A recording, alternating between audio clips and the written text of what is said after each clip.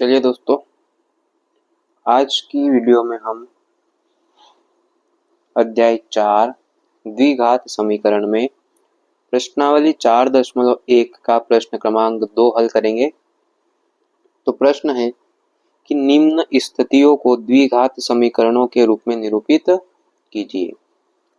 तो पहला प्रश्न है कि एक आयताकार भूखंड का क्षेत्रफल 528 मीटर वर्ग है। क्षेत्र की लंबाई मीटर में, चौड़ाई 2 गुने से 1 अधिक है। यानी कि क्षेत्र की लंबाई चौड़ाई के 2 गुणों से 1 अधिक है। हमें भूखंड की लंबाई और चौड़ाई ज्ञात करनी है। तो इस क्वेश्चन में हमें केवल द्विघात समीकरण बनाना है। तो एक आयताकार भूखंड का क्षेत्रफल 528 मीटर वर्ग है। यहाँ थोड़ी देर चित्र से हम समझेंगे कि ये आयत है और इसका जो पूरा ये क्षेत्रफल है ये 528 मीटर वर्ग है। तो इसकी लंबाई और चौड़ाई हमें ज्ञात करनी है, जबकि इसकी जो लंबाई है वह चौड़ाई के 2 गुने से 1 अधिक है। तो यहाँ हम इसको हल करेंगे। दिया है तो हमें पहले इसकी लंबाई और चौड़ाई को मानना पड़ेगा। तो जो लंबाई है वह चौड़ाई के 2 गुने से 1 अधिक है। तो चौड़ाई के 2 गुने से 1 अधिक है, यानी हमें पहले चौड़ाई को मानना पड़ेगा। तो माना चौड़ाई बराबर x मीटर तथा लंबाई जो है वह चौड़ाई के 2 गुने से 1 अधिक। तो इसका 2 गुना यानी 2x और 1 अधिक यानी 1 को हम जोड़ देंगे और ये मीटर में है तो मीटर। आगे कि एक आयताकार भूखंड का क्षेत्रफल 528 मीटर वर्ग है। तो हम जानते हैं कि आयत का क्षेत्रफल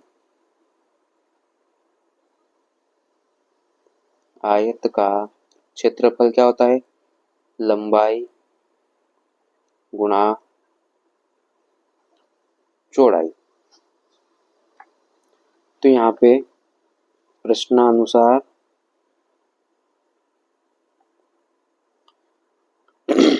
आयत का क्षेत्रफल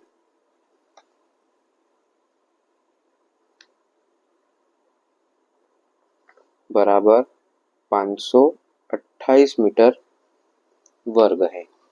तो हमने देखा कि आयत का क्षेत्रफल होता है लंबाई गुणा चौड़ाई। तो हम यहाँ पे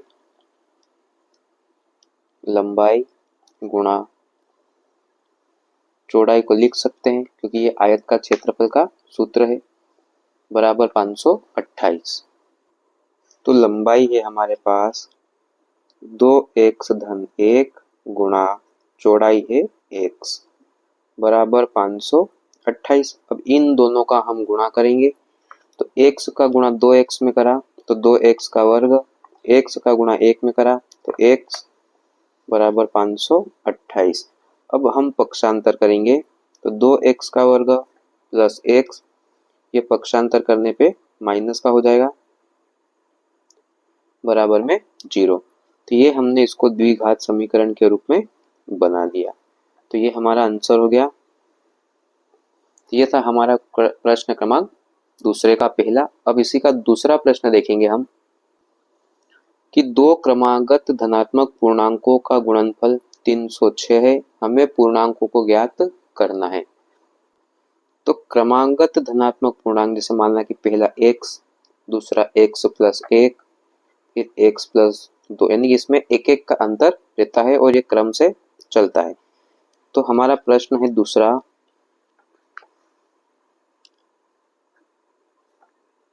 दिया है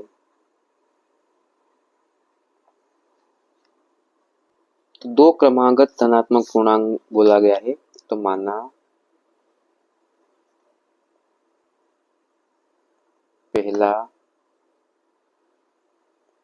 क्रमागत धनात्मक पूर्णांक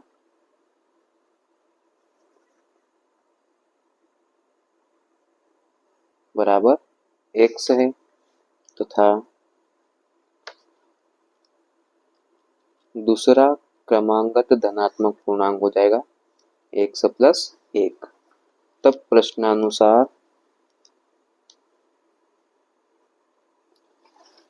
इन दोनों का गुणनफल 306 है। तो ये x गुणा x प्लस 1 बराबर 306, दोनों का गुणा करेंगे तो x का गुणा x में करा तो x का वर्ग प्लस x का गुणा 1 में करेंगे तो x। इसको अब हम पक्षांतर करते हैं तो ये माइनस का हो जाएगा 306 बराबर 0। तो इस प्रकार यह भी इसका द्विघात समीकरण का रूप है और यही हमारा इसका आंसर है। अब इसके बाद देखेंगे प्रश्न क्रमांक 3। रोहन की माँ उससे 26 वर्ष बड़ी है। उनकी आयु का गुणनफल अब से 3 वर्ष पश्चात 360 हो जाएगी। हमें रोहन की वर्तमान आयु ज्ञात करनी है। यह हमारा प्रश्न क्रमांक 3 है।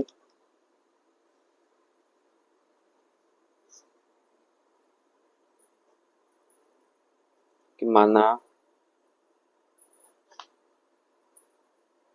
रोहन की वर्तमान आयु हम x वर्ष मान लेते हैं तथा रोहन के माँ की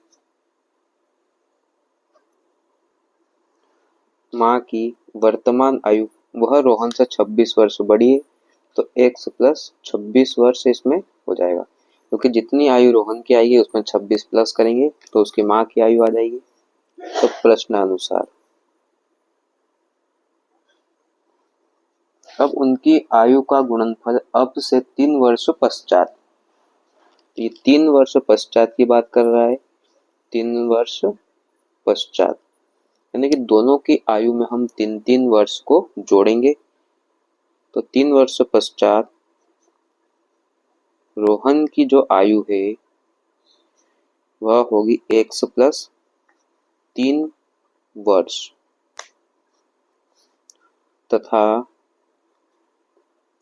रोहन की जो माँ है उसकी आयु हो जाएगी x प्लस 26 और ये प्लस में 3 यानी 3 वर्ष पश्चात की बात करता है। x प्लस हो जाएगा 29 वर्ष। 3 वर्ष पश्चात इनकी आयु का गुणनफल 306 हो जाएगा। तो देखेंगे इनकी आयु है x प्लस 3 गुणा x प्लस 29 बराबर 360 हो जाएगी। गुणा करेंगे तो x का गुणा इसमें करा तो x का वर्ग, फिर 29x प्लस 3 का गुणा x में करा 3x, 3 का गुणा हम 29 में करेंगे तो 87 आएगा बराबर 360। सोल्व करेंगे तो सोल्व करने पे आएगा x का वर्ग।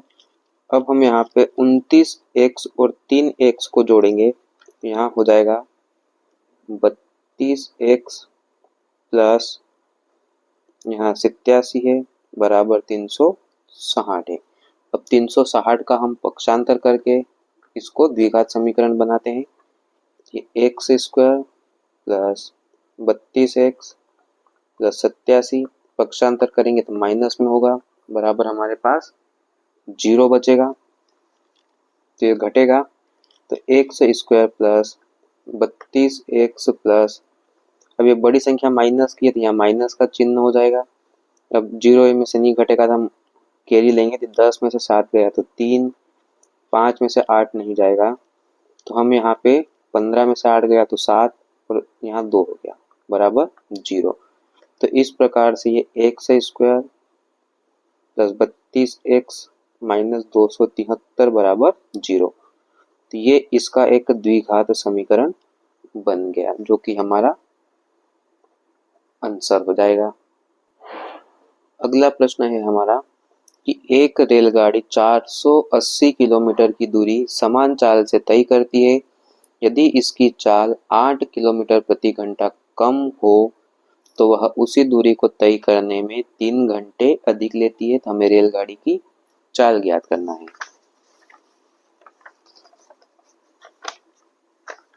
तो प्रश्न क्रमांक है इसका चौथा।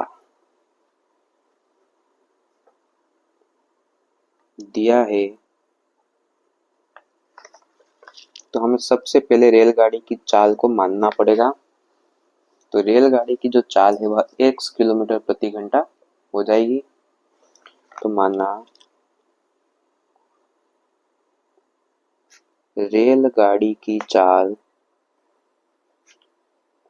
1 किलोमीटर प्रति घंटा है। तो अब हम प्रश्नानुसार पढ़ेंगे और यहाँ पे हमें कुल जो दूरी है बराबर 480 किलोमीटर दूरी है। तो प्रश्नानुसार हो जाएगा यहाँ पे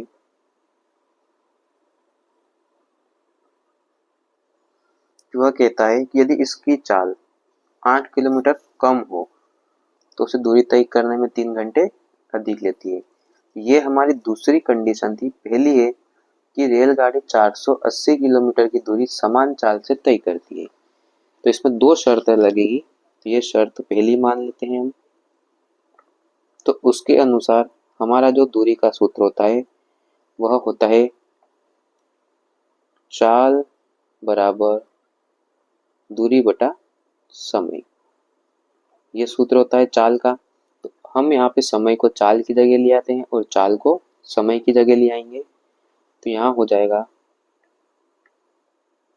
समय बराबर दूरी बटा चाल। तो हम समय को t मानते हैं यानी कि टाइम। दूरी हमारे पास में है यहाँ पे 480 और चाल को मान लिया हमने x। तो इसको हम t1 मान लेते हैं। अब शर्त दूसरी है इसकी कि यदि रेलगाड़ी की जो चाल है उसको हम 8 किलोमीटर प्रति घंटा कम करें तो दूरी तय करने में 3 घंटे अधिक लेती है। तो यहाँ हो जाएगा t2। यदि दूरी समान हो तो 480 रहेगा। 8 घंटे कम चाल से यानी x जो चाल थी उससे 8 घंटे कम मिलेगी। तो अब वह इसकी हम तुलना कर लेते हैं। तो 3 घंटे अधिक लेती है मतलब इससे यह 3 घंटे अधिक लेती है। तो अब हम क्या करेंगे कि t2 माइनस t1 बराबर 3। इन दोनों की चाल में ये जो दोनों है इसके बीच 3 घंटे का अंतर आएगा। तो हम इन दोनों को अब यहाँ लिखेंगे। तो t2 है 480 बटा x माइनस 8 माइनस t1 का है 480 बटा x बराबर 3। तो अब हम यहाँ पे 480 को हम यहाँ से कॉमन निकाल लेंगे। यहाँ बचेगा 1 बटा x माइनस 8 माइनस 1 बटा x बराबर 3। तो 480 को हम 3 के बटे में ले आएंगे। 1 बटे x माइनस 8 और ये माइनस का 1 बटा x 3 बटा 480।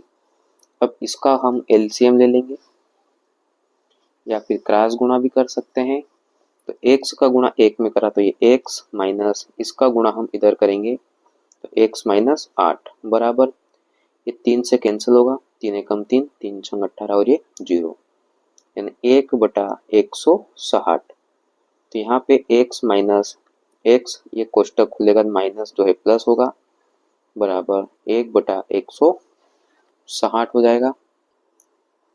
यहाँ पे इसके बटे में भी इन दोनों का गुणा होगा हम भूल गए थे। तो ये देखेंगे x और x माइनस 8 का भी गुणा करेंगे तो यहाँ पे x स्क्वायर माइनस 8x हो जाएगा। ये x से ये x कैंसिल हो गया यानी यहाँ पे बचेगा 8 बटा x स्क्वायर माइनस 8x बराबर 160। अब 8 और 160 का हम गुणा करेंगे और x स्क्वायर माइनस 8 का गुणा 1 में करेंगे तो x स्क्वायर माइनस 8x बराबर यहाँ बचेगा हमारे पास में गुणा करेंगे तो 1280। अब इसको पक्षांतर करेंगे तो x स्क्वायर माइनस 8x और ये माइनस का होगा यानी 1200 80 बराबर 0। तो ये था हमारा द्विघात समीकरण रूप इसका। तो इस प्रकार से हमारी 4.1 यहीं पे समाप्त होती है। अब हम मिलेंगे कल इसी में अध्याय 4.2 के प्रश्नों के साथ में। वीडियो को अधिक से अधिक शेयर कीजिए, लाइक कीजिए और सब्सक्राइब कीजिए। धन्यवाद।